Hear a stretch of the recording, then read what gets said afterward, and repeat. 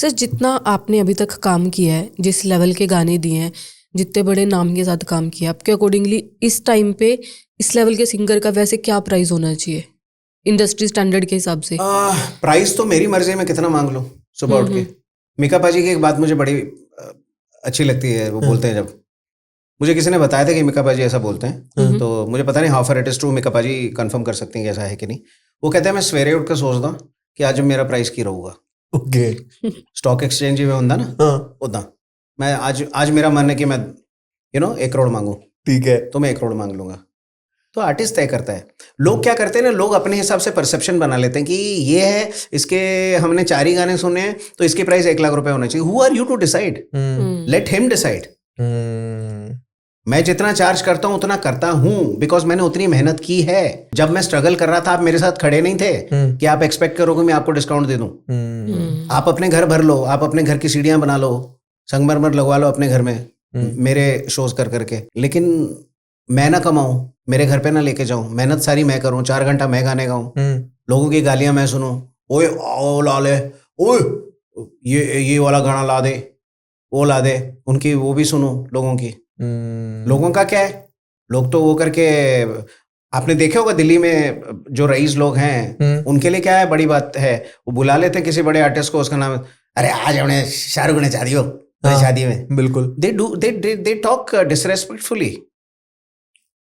You want him to be there. He is a legend. You can't talk like that about Shah Rukh Khan साहब. You can't say that. आज हमने नचा दियो, यो नचा दियो, वो नचा दियो। लोगों का ये मन सिकता है कि तुम फ्लेक्स कर रहे हो कि हमने फलाने को बुला के अपने बेटे की शादी में नचा दिया, बट वो इज्जत से आए, आशीर्वाद दिया तुम्हारे बच्चे को, खुश हो जाओ यार उस चीज से। सही बात है। ये क्या तरीका है बोलने का? I have heard people saying this, I feel bad about it. तो रेट आर्टिस्ट खुद तय करता है कि मैं कितने लूंगा। You are nobody to tell me how much I should charge. तुम्हारे पास बजट नहीं है, कोई बात नहीं।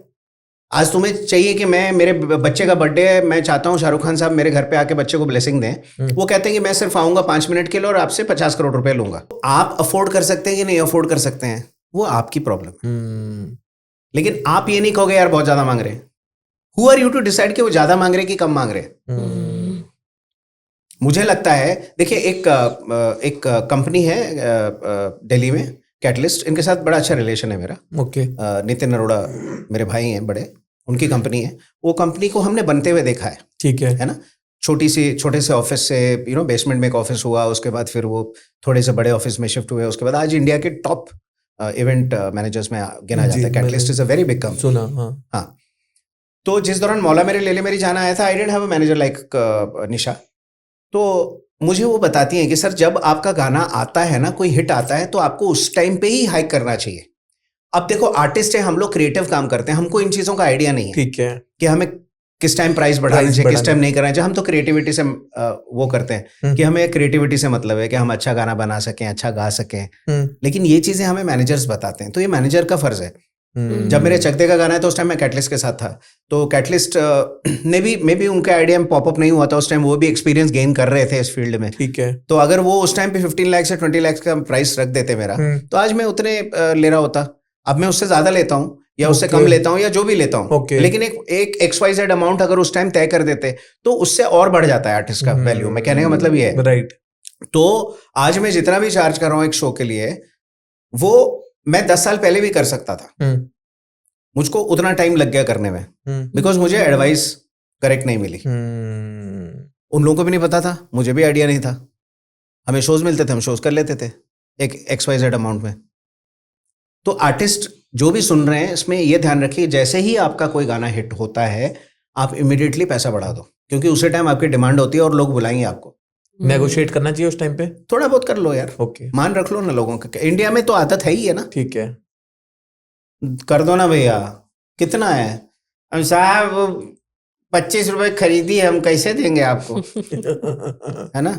तो ठीक है बाबूजी, आप 22 दे दो, 20 रुपए दे दो, कोई बात नहीं। तो ये आदत हमारे बचपन में, हमारे DNA में ही है कि हम नेगोशिएट करते हैं, नेगोशिएट करते ही हैं लोग। तो नेगोशिएट मान रख लेना चाहिए, लेकिन आप उनका मान रखो जो आपको रेगुलरली काम दे रहे हैं। कुछ लोग ऐसे आते हैं इंडस्ट्री में, भाई साहब बहुत बड़े फैन है आपके, बहुत सारे गाने करने हैं आपके साथ, तो ये वाले गाने में थोड़ा बजट कम है। हाँ तो मैं कहूँ वो बहुत सारे गाने कब होंगे? अरे करेंगे ना सर, उस वाले में हम ज्यादा दे देंगे। मैं कहूँ तुम अभी ज्यादा दे दो, उसमें काट लेना, है ना, क्योंकि तुम अभी करा लोगे फिर बाद में तो नजर नहीं आओगे दोबारा।